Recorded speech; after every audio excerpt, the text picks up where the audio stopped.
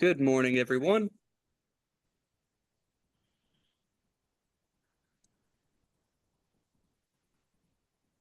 Good morning, or good afternoon, I guess. Morning. So, a few housekeeping things that I'll get into. I'm going to give a brief introduction, everyone, and then, I'll throw it over to John, who's going to be giving a wonderful talk today, of course, on the USS Monitor and John Ericsson. So with that being said, good afternoon, everyone, and thank you for joining us for today's virtual lecture with John Quarstein, who is the Director Emeritus of the USS Monitor Center.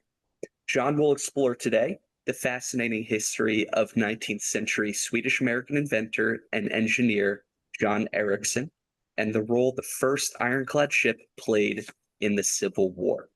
My name is Brett Peters, for those of you who don't know me, and I'm the curator here at the American Swedish Historical Museum in Philadelphia.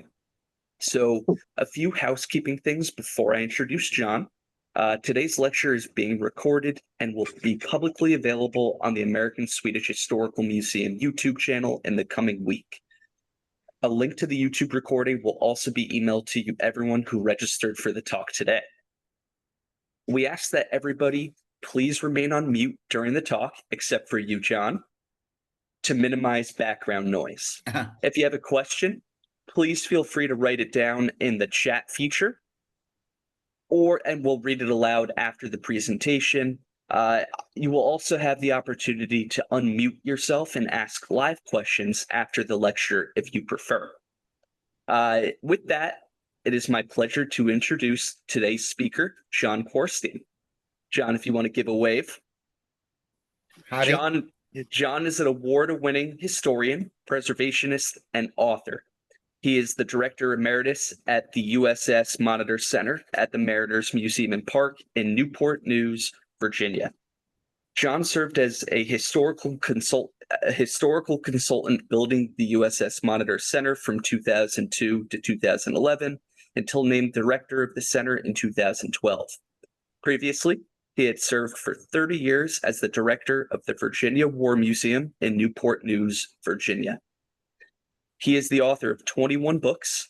His titles include Hilton Village, America's First Public Plan Community, A History of Ironclads, The Power of Iron Over Wood, CSS Virginia, Sink Before Surrender, and The Monitor Boys, The Crew of the Union's First Ironclad, which was the winner of the 2012 Henry Adams Prize for Excellence in Historical Literature. John has also produced, narrated, and written several PBS documentaries, including the film series Civil War in Hampton Roads, a Silver Telly Award recipient, and the award-winning film Battle of the Ironclads. He has also worked on several other television series, including the Smithsonian Institution's Combat Ships.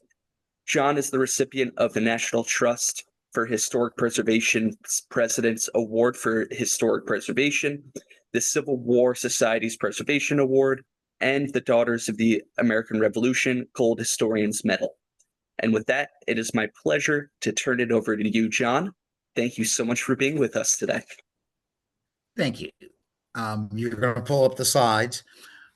Greetings, everyone. You have to take your mind back to 9 March 1862.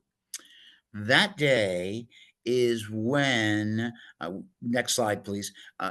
That is when, the Monitor will have arrived in Hampton Roads.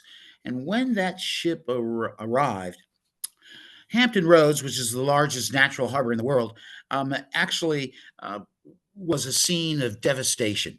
The Confederates had been able to transform the USS Merrimack, which is a steam screw frigate, into an ironclad ram. And on March 8th, it had attacked the Union fleet there in Hampton Roads. It sank 2 major Union warships, the USS Cumberland, the USS Congress, and destroyed several transports, damaged several other ships like the Minnesota, the St. Lawrence, The list goes on. I mean, this is the greatest U.S. naval defeat until Pearl Harbor, believe it or not. And slide, please. And so this is going to really make people in Washington extremely upset. They are looking for a solution because they were actually Edwin Stanton, the Secretary of War, keeps looking out of the window of the White House expecting the Merrimack to appear in the Potomac. Well, it could have never gotten there. It had too great of a draft, all these reasons, but that was the fear. The Confederates had a super ship and were the top dog of the sea for one day.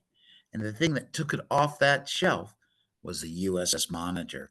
And so actually, when they have a cabinet meeting and they're wondering how we're going to respond to the um, the Merrimack, as the North would have called it, the South would have called it the CSS Virginia. What to do about it? Well, uh, Gideon Wells, Secretary of the Navy, will say, "Hey, listen, I've got an ironclad going to Hampton Roads right now, and that ironclad we call the USS Monitor." And Edwin Stanton peeked up and, he said, "How many guns does it have?" Because back in those days, it was really the weight of metal you carried on your ship that really helped make a difference. And so when Gideon Wells says two, Stanton says, "All is lost. I don't know what we're going to be able to do." And so that's when the first battle of the ironclads is going to occur. What we see here are the plans of the USS Monitor. Um, I have to tell you, this ship was the brainchild of John Ericsson, who was born in Värmland, Sweden in 1803. And he was a noted engineer. In fact, one of the things he invented was the caligoric engine. And actually, it was called the caligoric engine will provide the most important mechanical invention yet ever conceived by the human mind, and one that will confer greater benefits on the civilized life than anything that has preceded it. The engine included a regeneration that would inspire many other hot air engines. Oh my gosh. In other words, Ericsson's a brilliant person. Slide, please. And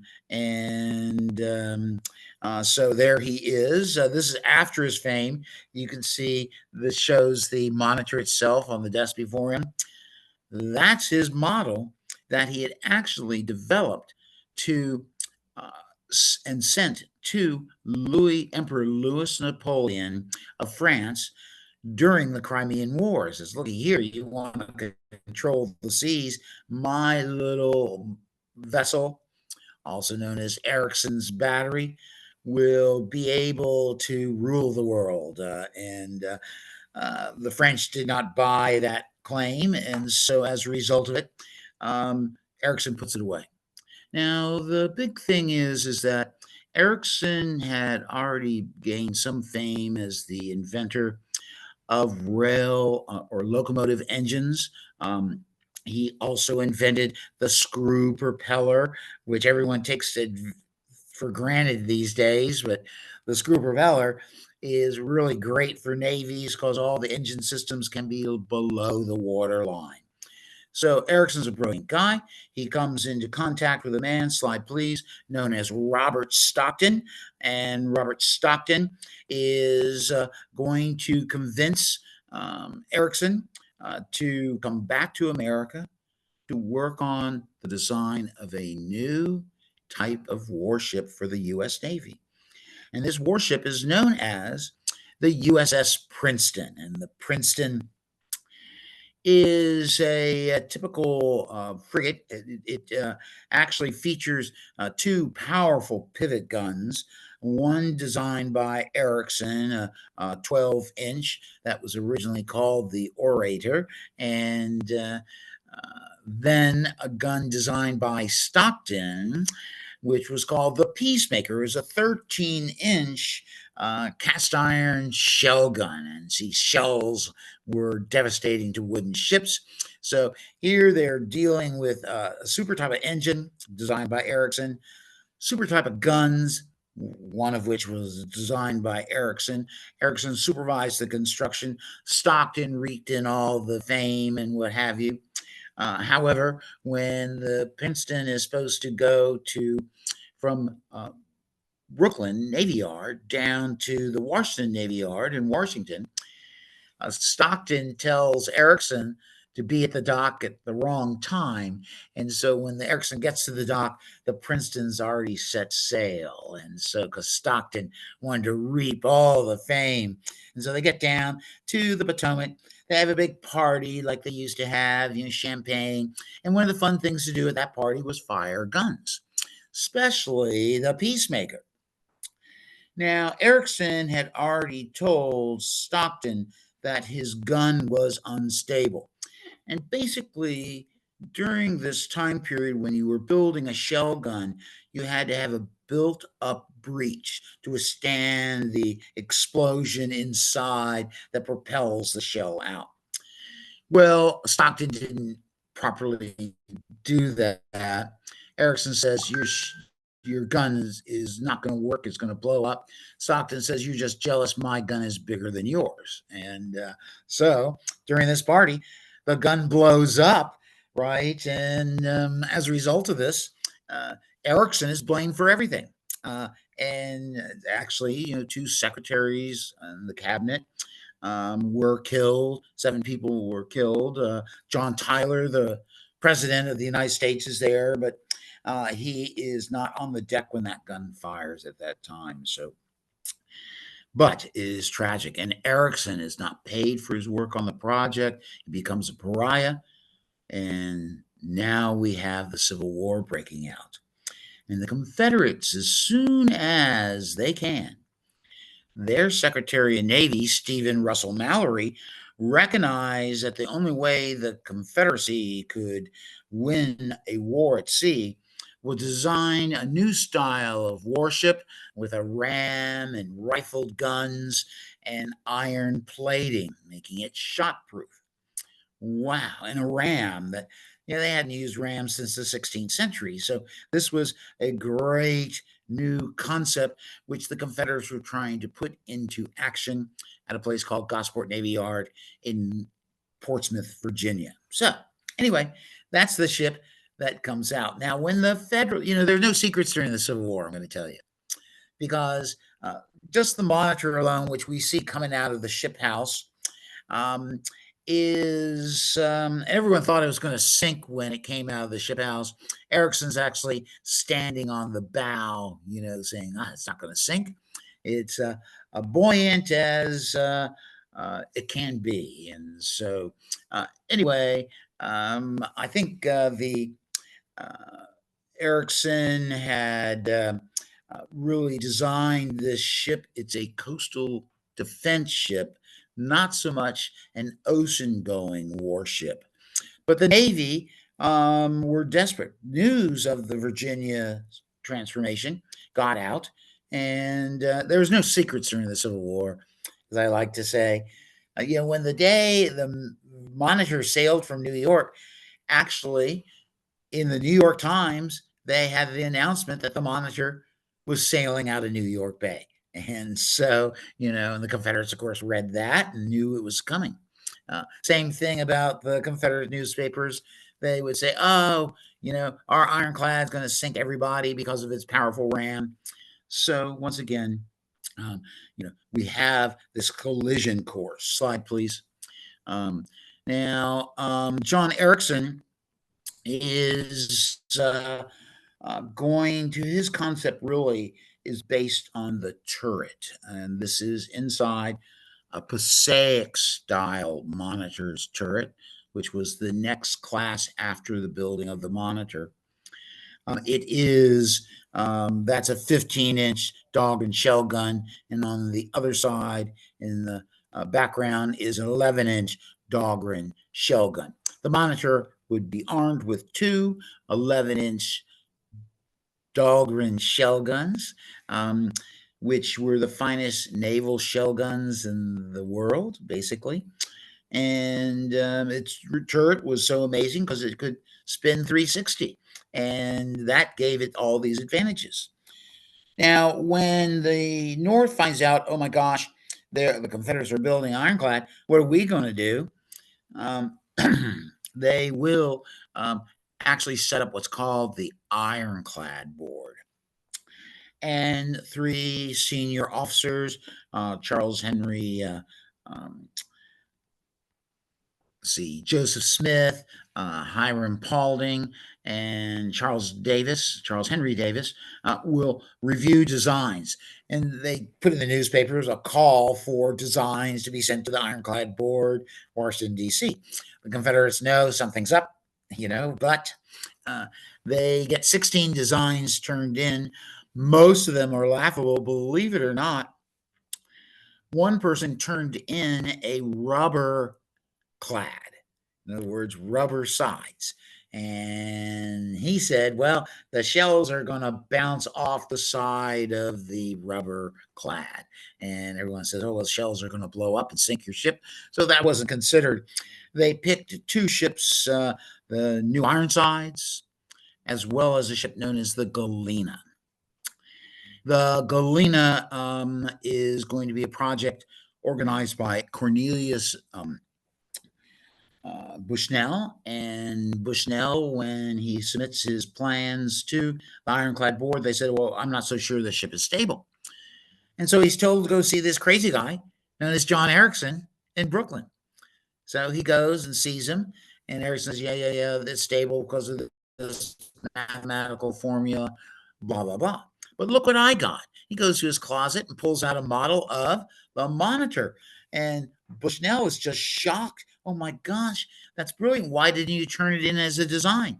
And Ericsson says, well, the Navy doesn't like me. And well, we'll see about that, says Bushnell, because Bushnell's friends with the Secretary of the Navy. He's friends with William Stewart, Secretary of State, and that gives him a conduit to Lincoln. So when Bushnell goes back to Washington, explains, yes, the Galena is navigable, or is a good design, in other words, although it wasn't, but that's another story. The Monitor is then placed on the desk of the ironclad board, and there they all say, this is a thing a sailor's eyes have never seen before. Captain Davis says, if I believed in Ilory, I'd take that out and worship it. It's a sight no one knows of. And so, Bushnell says, look, this is a great thing that's going to save the nation. At that time, Lincoln comes in. It's kind of like timing because Bushnell set it up. Lincoln looks at the ship model and says, it kind of reminds me of the country girl when she first puts her foot in a silk stocking, and describes there's really something in it. Oh my gosh. That means that if Lincoln likes it, they're going to have to deal with it. And so they said, well, we don't think it's floatable, and etc. And so you need to answer these questions. So Bushnell goes back to Brooklyn, tells Ericsson, hey, they love your model.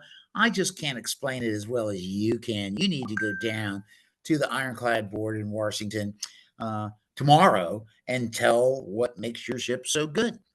Well, what's going to transpire is that Ericsson walks in the room, and they all say, what are you doing here? Because they hate Ericsson because of the Princeton. And Ericsson was a very egocentric person. And so he merely says, look, this ship can do this and that. And everyone's so amazed at what he teaches them that they say, yes, we'll build this ship. So he is supposed to build in 100 days. He takes a little longer, but it begins to take shape. Slide, please. Now, meanwhile, the Confederates have finished building this vessel. This is the CSS Virginia in dry dock. Slide, please. And on March 8th, 1862, it shocks the world when it came out of the Elizabeth River from Portsmouth And this is the first ship that sank, the USS Cumberland. It rams it, creating a hole large enough for a horse and cart to ride through. The Virginia gets stuck in the side of the Cumberland. Its ram breaks off. It floats about 50 feet away. And for the next half hour, the fiercest duel takes place. Naval duel takes place during one of the most in the Civil War. So anyway, the Cumberland's going to sink. And as it goes down, its commander will shout to the crew, "Give her a broadside as we go." It goes down fighting. Well, the Virginia has destroyed part of the Union fleet at Hampton Roads. And at 5 o'clock that afternoon, while the battle is going on off of Newport News Point, comes the Monitor. Monitor comes past Cape Charles. Slide, please. And when it comes past Cape Charles, it's going to now Cape Charles is not in this picture, but if you go east from what's called Old Point Comfort, you're going to head straight to the mouth of the Chesapeake Bay, which leads to the Atlantic Ocean. Of course, I live on Old Point Comfort, and I can see the Atlantic Ocean from my house. So, or what I think is, it's 18 miles away. So, wow. So as he comes in, he sees all these ships. The commander of the Monitor is a man known as Lieutenant John Lomer Worden. Roads like chickens chased by a fox, because the Confederates have the super ship and the Federals don't. So the Monitor comes in, it pulls up next to the what's called the USS Roanoke, a steam screw frigate, commanded by John Marston. He's in command of the squadron in Hampton Roads. He will say, "Look, I have orders to send you to Washington, but really you need to be here. This is where, that monster is going to come back. Go and defend the Minnesota." Minnesota is also a steam screw frigate. It had ran aground, and it was the target of the Virginia on the next day. Now, you can see where Portsmouth is on this map. You can see where Camp Butler is. That's Newport News Point. So the battle between the Virginia and the Monitor will happen in the area right above where it says Hampton, okay? And they fight in concentric circles. So on the morning of March 9th, the Virginia gets underway. The crew members are real excited. They just defeated the U.S. Navy, and they know they're going to do it again. And so it will, actually, they have their breakfast at their guns, where they will actually have 2 jiggers of whiskey and 2 boiled eggs. Okay, so that's a way to start your day. Ever since I learned that, I've been doing that. But anyway, the Virginia will head slowly towards the Minnesota. The Monitor is alongside the Minnesota. Now, the commander of the Minnesota, Gershon Jacques Henry Van Brunt, doesn't think much of the Monitor. Actually, when the Monitor gets next to the Minnesota, the Monitor is about 11 feet off the sea face, right? The main deck of the Minnesota is about 50 feet up. So when Worden gets there, he hails the commander, and Van Brunt looks down at the Monitor and says, "What are you?" And Worden says, "I'm the Monitor. I'm here to protect you." And he will then say, "Well, I don't know what you're going to do, but if that thing comes out again tomorrow, I will fight my ship and I'll sink before surrender." And Worden calmly says, "Do not worry. I will protect you." And so as the Virginia moves towards the Minnesota, it sends a shot through its rigging, then sends another shot into the side of the Minnesota, causing a fire. And then the Monitor pulls away and fires a shot at the Virginia. And yes, the one thing the Confederates feared had happened. The Union has an ironclad in Hampton Roads. Now, this is going to be an inconclusive battle. It's coming it's kind of a comedy of errors, to tell you the truth. And so they fight in concentric circles. The Monitor's job is to keep the Virginia away from the Minnesota. The Virginia's job is to sink the Minnesota and everything else it can, including the Monitor. The Monitor has all sorts of problems. This was its shakedown cruise, and as a result of that, a slide please. It has a lot of malfunctions. Now, there's John Worden, the commander of the USS Monitor. Slide please. And we're going to see that, yeah, there's the Minnesota. Slide please.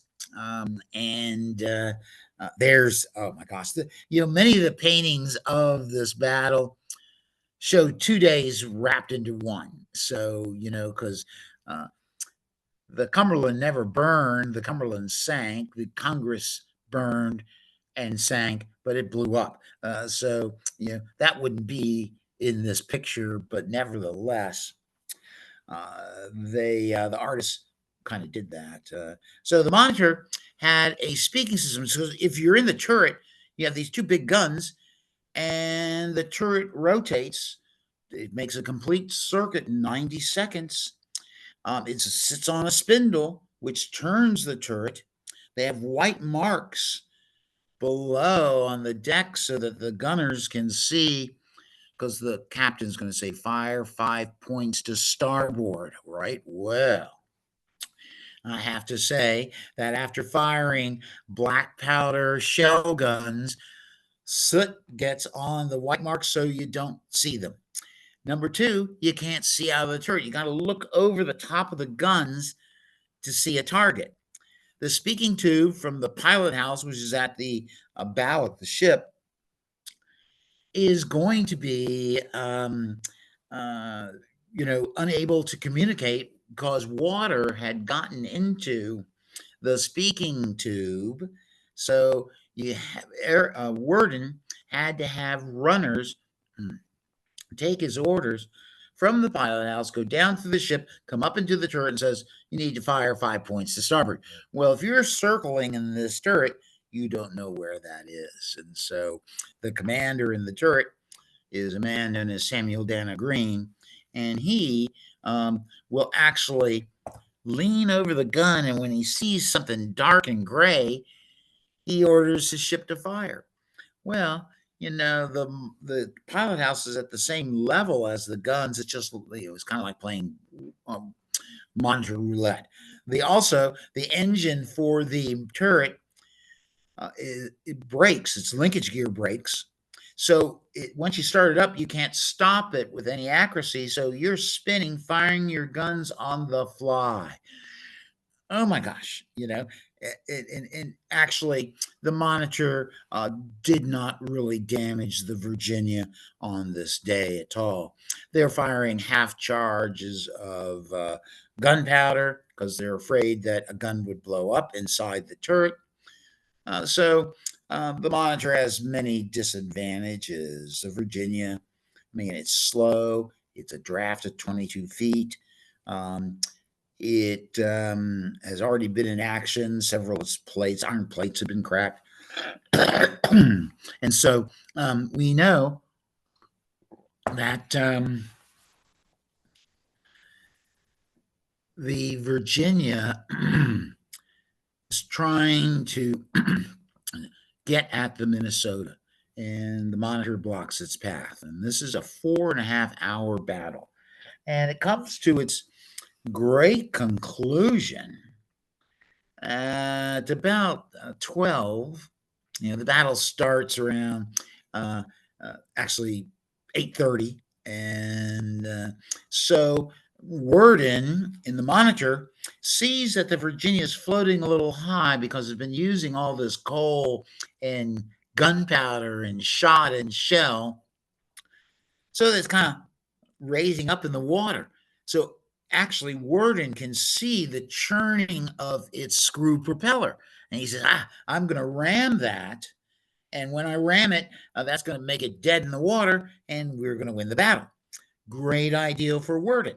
So he's in the pilot house looking out the slit of the pilot house. Slide, please. And what's going to transpire is that, yeah, you can see where the pilot house is. See the slits? Okay. Now, the smoke pipes are telescopic, so they're going to be lowered down to the deck. Same thing with the blower pipes. They're going to be lowered down to the deck. So all you really see is that turret in the pilot house. And Worden is in that pilot house looking out those slits. Now, the Monitor, before it even left New York, had some significant problems. And those significant problems, one of them was the steering. In fact, Worden takes it out on a test run on March 5th, and it doesn't steer properly. So Ericsson says, I'll fix it. And he rigs a pulley system up. And so the Monitor comes down, almost sinks twice coming down to Hampton Roads, by the way.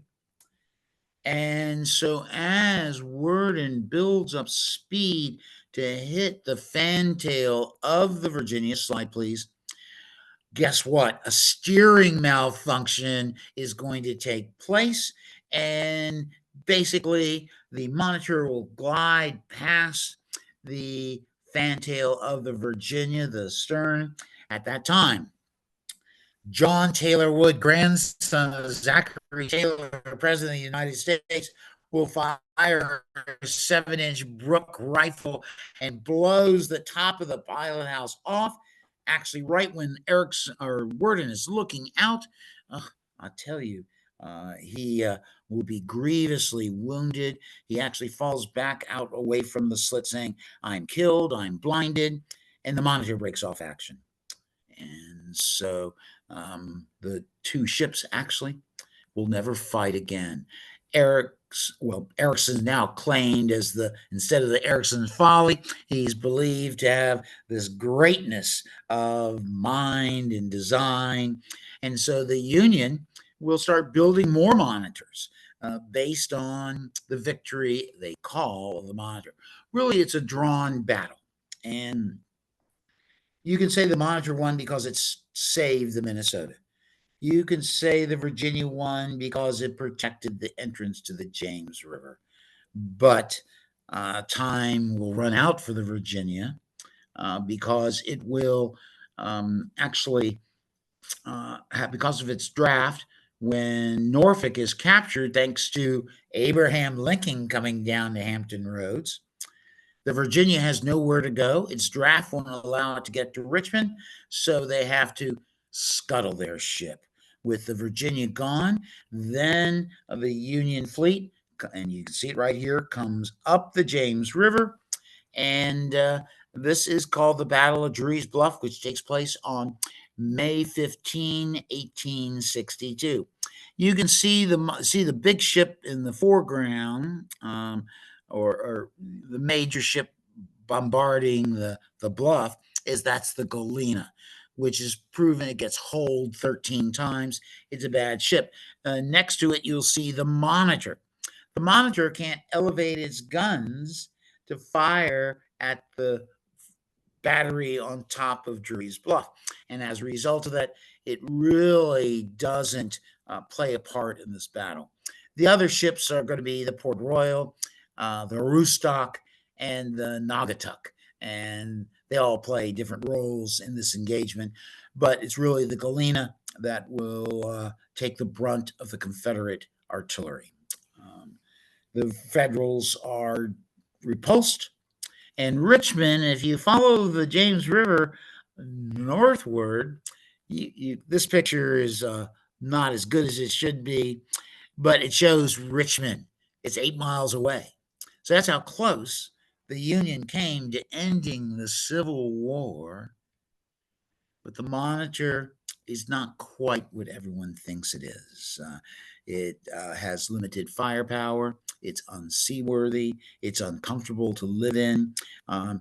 But it is an ironclad that northern shipyards can mass produce and produce in such a way that enables them to have superiority during the Civil War eventually.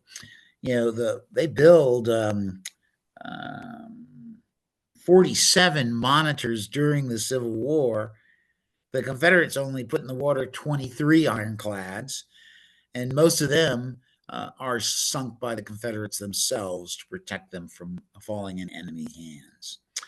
So it's a, the monitor becomes symbolic of everything. Slide, please. But the monitor, as we know, you can see shot damage. Now, I've been in the turret. I was director of the Monitor Center, and I'm director emeritus there. So basically, you can touch those shot holes and everything.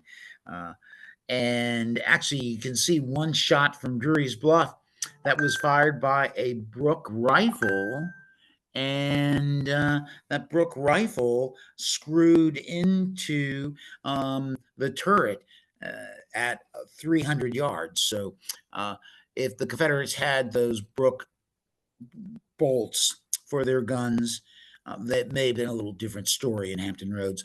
We don't know for sure. What we do know is that the Monitor becomes a symbol of America's industrialization during the Civil War.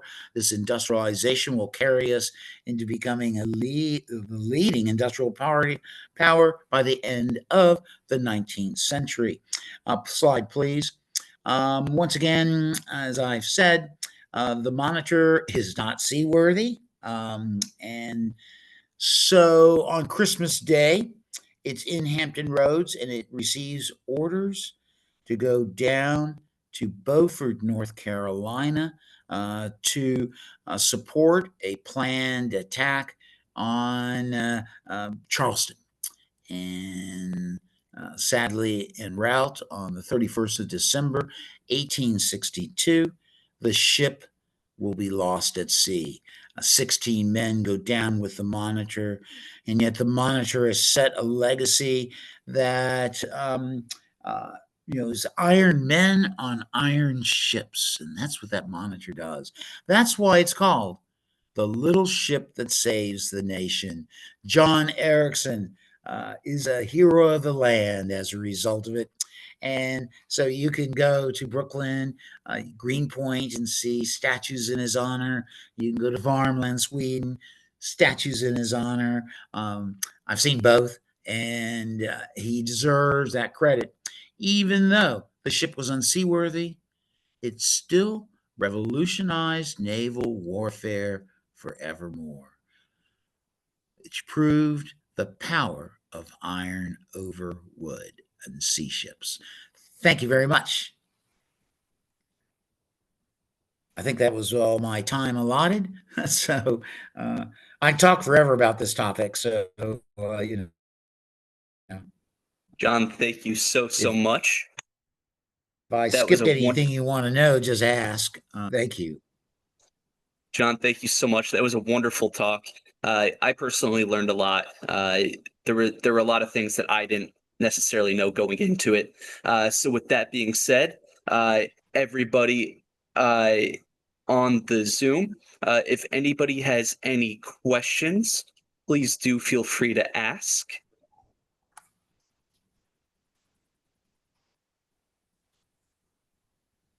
I guess I told everything, I've got a question. Sorry. Hey, Jason. Can you talk more about the museum? I know I've driven past it down in the Hampton Roads area, but I've never actually stopped in.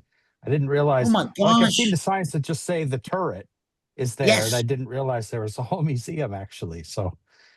Yes. The Mariners Museum was founded by industrialist Archer Milton Huntington,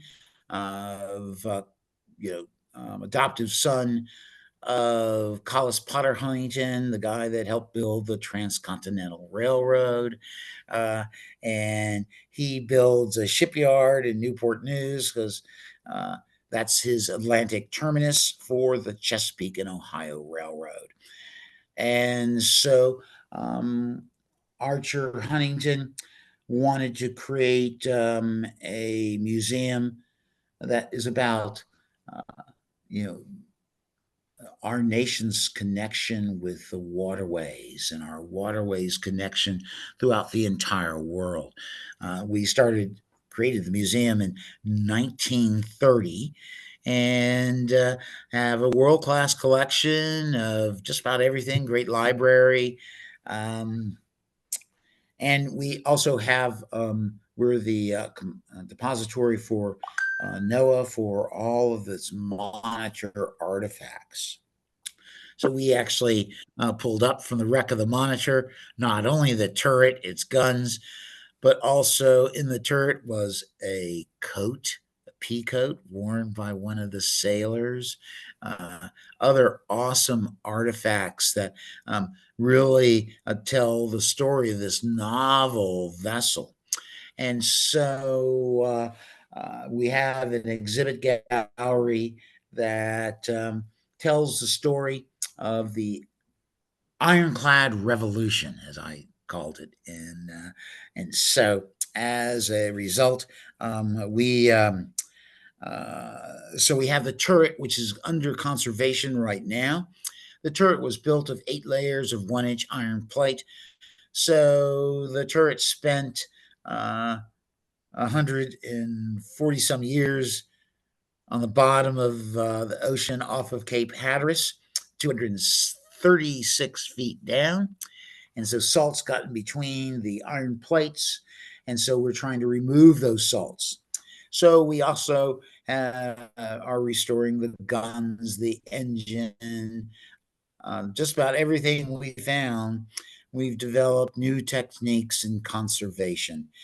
So the Mariners Museum plan to spend an entire day there because of just the depth and breadth of our collection. And everything Monitor is really cool, I got to tell you.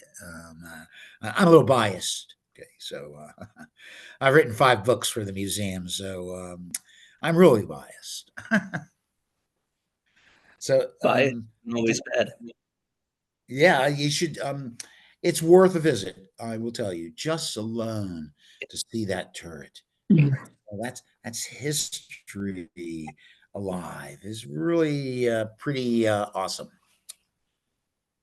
John, Thank you. Hello, my name is Ingrid. I have a question. I understand now that what a symbol the Monitor was for ironclad ships and a new way of fighting in battle. How many ships did it actually sink or damage? The Monitor sank in no ships whatsoever. No ships. The Monitor's claim to fame was that it just stopped the Virginia from sinking other wooden Union warships. It never sank a thing. Monitors do play an effective role at such as the Battle of Wassaw Sound in June 23rd, 1863, when the Monitor USS Weehawken captures the Confederate casemated ironclad, the Atlanta. And that's a big deal to capture another ship. And Monitors play a role during the Battle of Mobile Bay on August 5th, 1864. This is a pretty major event, in my opinion. I do think otherwise, the Confederate mostly destroyed their own ironclads. The Federals do sink one, but that's with a spar torpedo. That's the CSS Albemarle.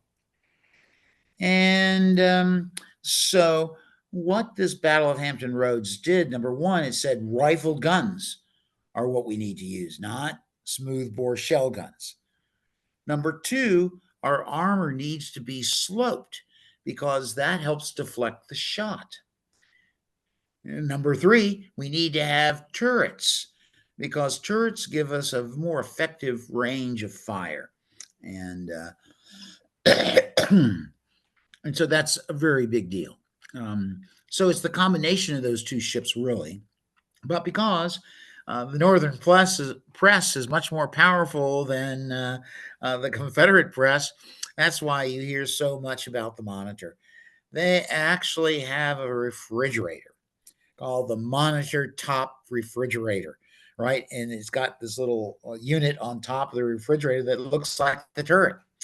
And so they would make Monitor brand whiskey. And they did all sorts of stuff because the Monitor had this tremendous legacy.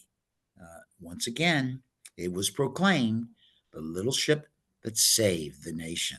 And so with that as a calling card, you can well imagine, what if you saw a Monitor, you would be amazed.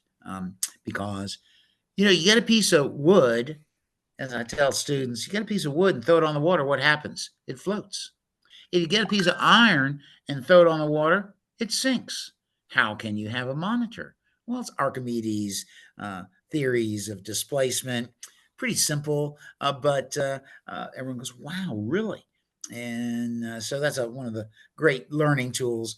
So that's why, if you look at a U.S. Navy ship today, like a destroyer, it will have a turret on it. And it has that because of range of fire.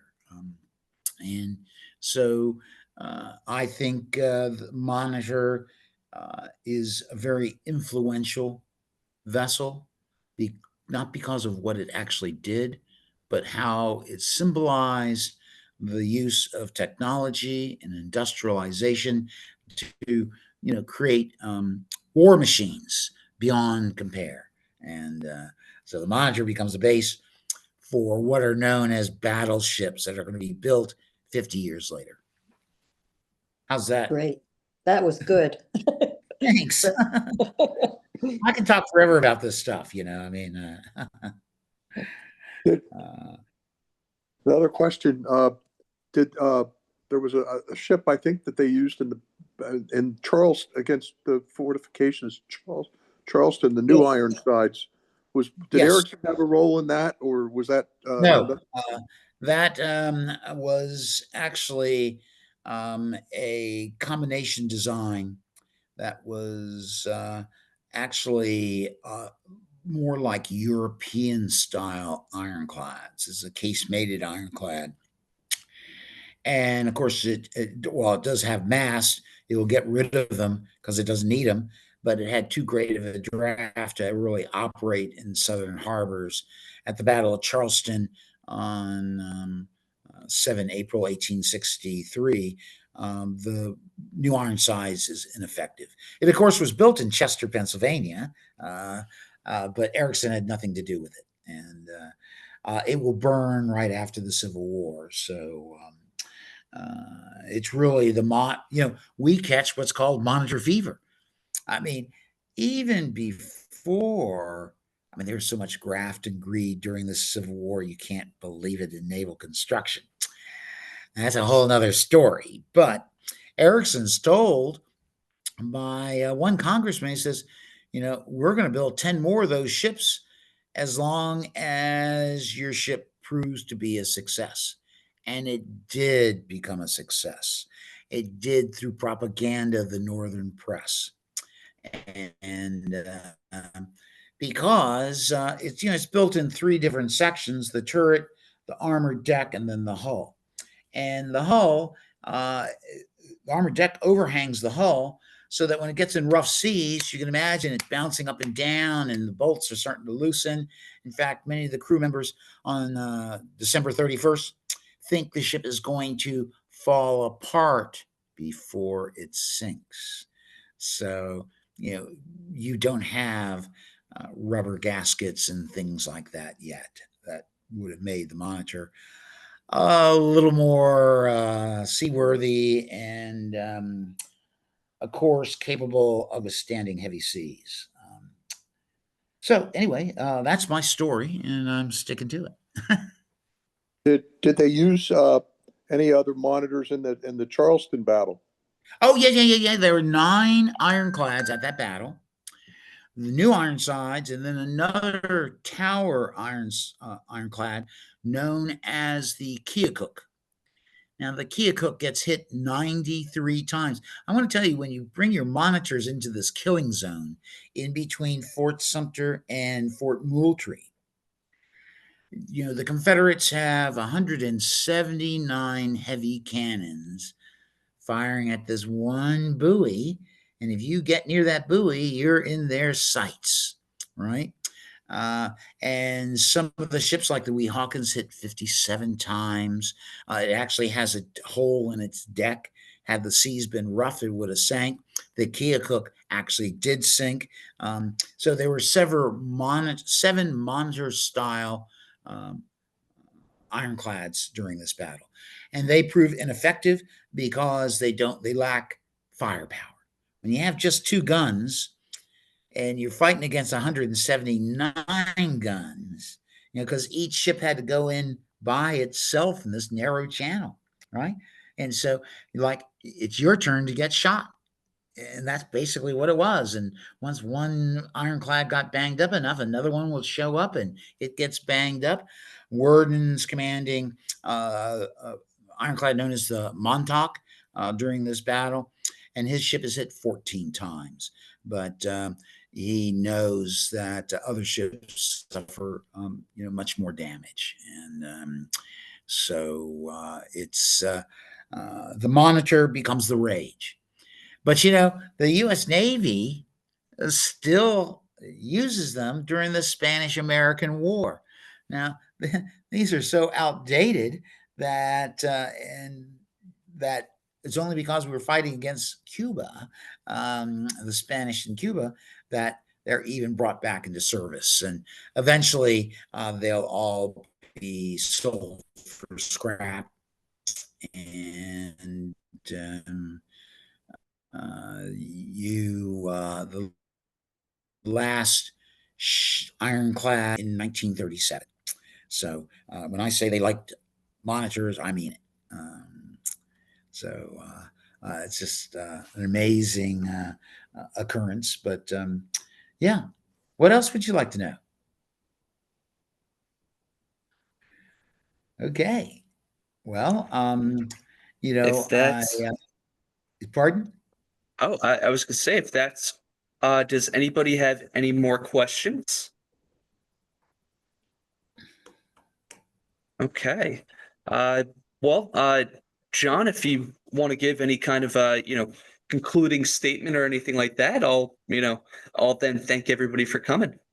Okay. Well, once again, John Ericsson helped revolutionize naval warfare by his invention of the Monitor. Now, I have to tell you, he did not invent the turret, but he had over 33 patented items on the Monitor and probably another 100 items that could have been patented.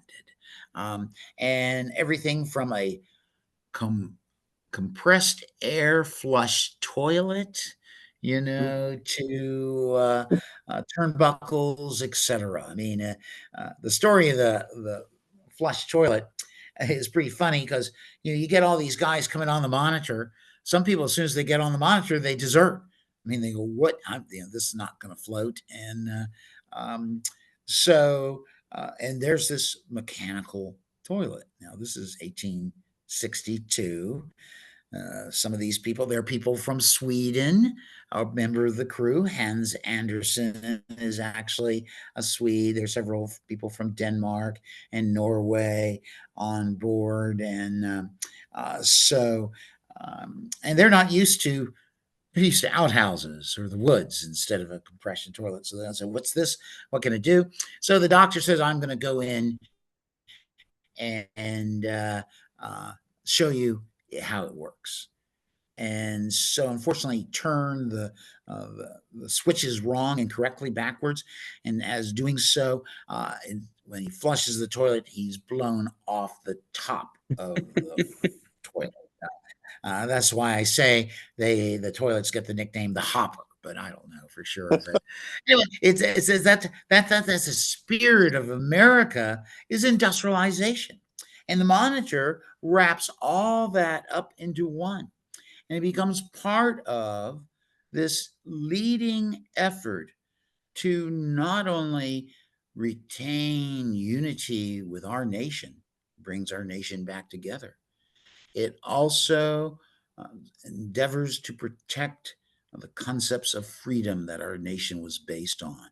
There are 6 different African Americans that serve on the Monitor, and their stories are pretty neat. If you want to learn all about them, I could suggest that you read my book, The Monitor Boys, and because I did a bio of every crew member on the Monitor, and that was a crazy project, but there was only 100 people. So when I finished that book, the Mariner said, well, why don't you do the same for the Virginia? I said, sure, I could do that. And but the Virginia had 447 crew members, and there you're dealing with Confederate records. And so for a while I hated myself, but still knowing about these men really makes you feel very proud of being an American. As I say, iron men on iron ships. So yeah, the Monitor changes naval warfare forever. Yes. Wonderful. I know. I use it a lot. Excellent. So I want to thank you for having me here today. Yes. Thank you so much for doing this. Thank you so much for doing this, and thank you all for joining us today. I hope and I know that you enjoyed the program. It was incredible. It will be available on YouTube in the coming days. I encourage you all, John, is there anywhere where people could, look into your books? Any website that, Yes, you can go to the Mariners Museum website, gift shop, and you can order signed copies of very cool. my books about ironclads, including my latest one about Admiral Worden, as well as several others that I think they carry about 7 of my books, something like that. I don't know, but you can just send an email to the gift shop and they can handle your order and get you a signed copy. And you can get them on Amazon. You can get those books where all good books are sold. How's that? That's my little mantra. Wonderful. And again, thank you everyone for coming. And, just a little plug about the museum. We're so excited to announce that next year, in honor of the museum's 100th anniversary, we'll be actually hosting a monthly virtual program series throughout the year. The programs will feature a wide variety of topics from Scandinavian culture to the history of Philadelphia and the new Sweden colony. So please be sure to follow us for more information as it comes. If you're interested in becoming an ASHM member to receive special discounts and benefits, or if you're just interested in learning more about ways to support ASHM during our 100th anniversary year, please feel free to reach out to me anytime. My information is in the chat, or you can just call the museum. Thank you all again for attending today's program. Have a wonderful weekend. And John, thank you so much again. That was absolutely wonderful and fascinating. Thank you very much. And just remember always to sink before surrender. Okay. So, very good. Thank you. Thank you, John, and thank you, everyone. Bye-bye.